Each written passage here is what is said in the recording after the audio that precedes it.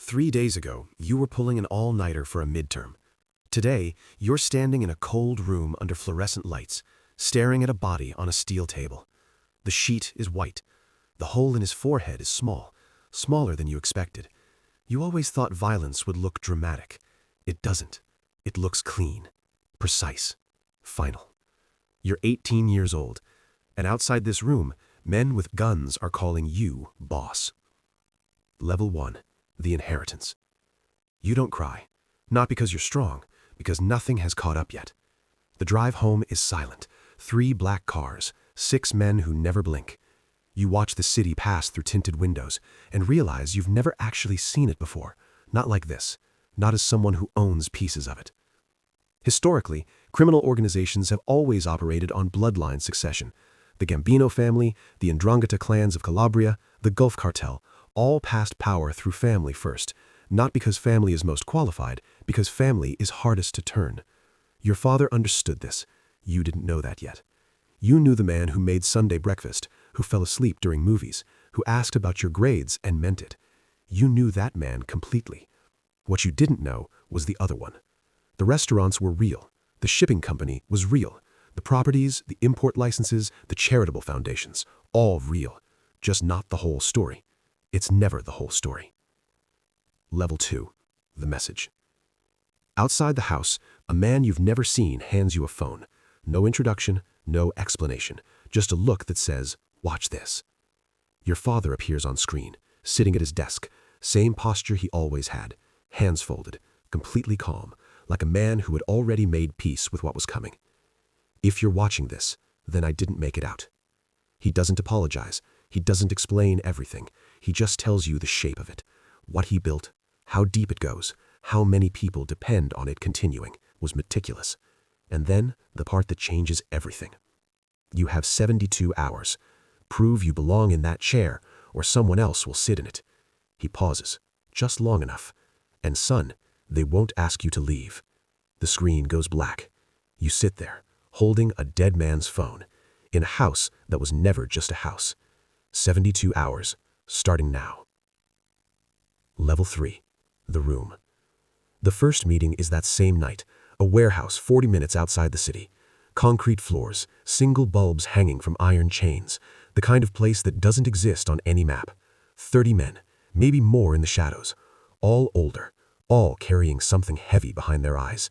And every single one of them is watching to see if you break. 18-year-old in a gray hoodie standing where a dangerous man used to stand. One steps forward, your father's right hand for 15 years, a man who has seen things that would end most people. He looks at you for a long moment. "You're not ready," he says. Not cruel, not angry, worse, honest. The silence says everything, and this is the moment everything depends on. Level 4, the answer. Your father's voice is already in your head. You've heard it your whole life without knowing what it meant. Never let them see you searching for the answer. So you don't search. You step forward, one step, and you look at him directly. "I know I'm not ready," you say. A pause. "But I'm the one standing here." Another pause. "You run operations. You always have. That doesn't change." You let that land. "But the decisions are mine." Studies of leadership transitions in high-stakes criminal organizations show a consistent pattern. Successors who acknowledge weakness while simultaneously asserting authority tend to survive longer than those who perform false confidence. The acknowledgement buys credibility. The assertion buys space. Silence. The heavy kind. The kind that decides things. Then he nods. Once. Small. Not loyalty. Not yet. But enough. You exhale slowly so no one sees it. You passed. Barely. But the real education is just beginning. Level 5. The education. The next weeks don't ease you in. They swallow you whole. You learn what power actually looks like from the inside, not the version from movies, the real version. The version that runs on favors and fear and timing. Your first lesson arrives on a Monday morning. A man sits across from you, suit pressed, hands folded, completely calm. He runs 4 restaurants, 2 logistics companies, a property management firm, all legitimate, all profitable, all moving money that started somewhere it couldn't be explained. He doesn't look like what you thought he'd look like. That's the point. He never does. Your second lesson comes from watching who gets paid first. Not the loudest men, not the most dangerous ones, the quiet ones, the ones with access. The accountant who knows 3 sets of books, the port official who looks the other way on Tuesday shipments, the lawyer who was never asked a question he didn't already know the answer to. These are the people your father protected most carefully, not the soldiers, the infrastructure. Because soldiers can be replaced, infrastructure takes years to build. Your third lesson is the hardest. People lie to power differently than they lie to equals. They don't contradict you, they agree and then quietly do something else. They don't challenge decisions, they smile and then make calls in parking lots. You start noticing the gaps. What someone says in a room, what actually happens afterward. The distance between those two things tells you everything you need to know about a person. You build a mental map. Who is solid? Who is soft? Who smiles just a little too wide when things go wrong? Then the first real crisis arrives. A deal collapses on a Tuesday, 3 million gone by Wednesday morning, 2 men unreachable by Thursday, and by Friday, everyone in that warehouse is waiting to see what you do. Not offering solutions, waiting, because this is the real test. Not the speech, not the nod, this. You have 2 paths. Pull back, absorb the loss, protect what's left. The safe move.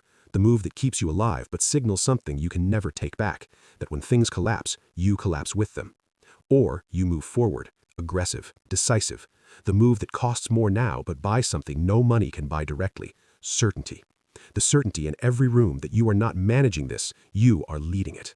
You choose forward. It costs more than the 3 million, but by Monday, no one questions you the same way anymore. The way they look at you has changed, not warmer, colder, more careful, more considered. And in this world, that is the closest thing to respect you are going to get. That night, you lie in a bed that costs more than your childhood home, staring at a ceiling you don't recognize, and you realize something. It isn't guilt keeping you awake. It isn't fear. It's the absence of both. How quiet your chest felt when you made the call. How clear everything seemed. How easy. That's when you know something has shifted. Not broken, shifted. And you're not sure you'd go back, even if you could. Level 6. The shift. Months pass. You stop sitting with your back exposed. You stop trusting clean answers. You stop listening to words and start listening to timing. You notice everything now. Who speaks first? Who waits? Who watches who before they answer? Who laughs just a little too late? The people around you notice the change. The ones who respected your father start to respect you. The ones who were waiting for you to fail get quieter. And the ones who smile the widest, those are the ones you watch most carefully. Because you've learned the rule nobody teaches. The people closest to power are also closest to replacing it. The betrayal comes on a Thursday. Nothing dramatic, no confrontation, no warning, just a name, a conversation, a plan weeks in the making. Someone who sat across from you, ate at your table, called you by name. You sit with it for exactly 1 hour. Then you make one call. Short, quiet, final. And afterward, you feel nothing. And somewhere under the nothing is the part that should scare you. Level 7. The mirror. You're 21 when you see it. In the mirror. Not resemblance, recognition. Same posture, same eyes, same stillness. Your father spent his whole life building something powerful, and somewhere in the process, lost the person who started building it. You used to wonder how that happened. You don't wonder anymore. 3 years pass. The empire doesn't just survive, it expands. New cities, new layers, new people who have never met you but know your name, and a life that belongs entirely to the empire, not to you. You haven't had a real conversation in months, not one where you weren't calculating while listening. You can't remember the last time you trusted something someone said without looking for the angle. You don't sleep through the night. You don't eat without sitting where you can see the door. You don't let anyone close enough to actually know you, because knowing you is leverage, and leverage gets used. It isn't a choice. It's an adaptation, and you've adapted completely. Level 8. The exit that isn't. One morning, a message. Unknown number. 2 words. They're coming. You don't ask who sent it. You don't ask who's coming.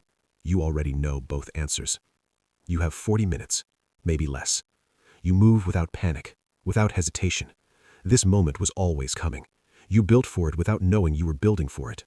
The watch, gone. The apartment, gone. The name you've been using for 2 years, gone. New country, new identity, same reality following you like a shadow. You sit in a small, cold room somewhere quiet, watching the world continue on a screen. And for the first time since that fluorescent-lit room 3 years ago, you sit completely still and let yourself think the thought you've been outrunning. Was any of it worth it? Not the money, not the power. The person you were. The one who pulled all-nighters, who worried about midterms that actually mattered, who didn't know how to read a room full of dangerous men because he'd never needed to. That person is gone. You didn't lose him in one moment. You traded him slowly, one decision at a time. Each one feeling necessary. Each one feeling like the last one. Ending. You're 21 years old. You have everything your father had, including the part he never talked about. The loneliness that lives inside all of it. The silence between everything. The knowing that the life you're living was never really yours. The phone rings. For 30 seconds, you imagine a different version of this. Letting it ring. Walking out. Finding some ordinary life in some ordinary place. Becoming someone no one has heard of. You let yourself want that. Just for a moment. Then you pick up. Yeah. Because the truth is, you could have walked away at 18, gone back to your dorm, finished the midterm, built something small and real and yours, but you didn't. And every day since then, you told yourself it was because you had no choice. Maybe that was true. Or maybe, the moment you stepped forward in that warehouse, you already knew exactly who you were and exactly who you were going to become. Somewhere across the city tonight, a phone is ringing in a house that was never just a house, and an 18-year-old who doesn't know anything yet is about to answer it.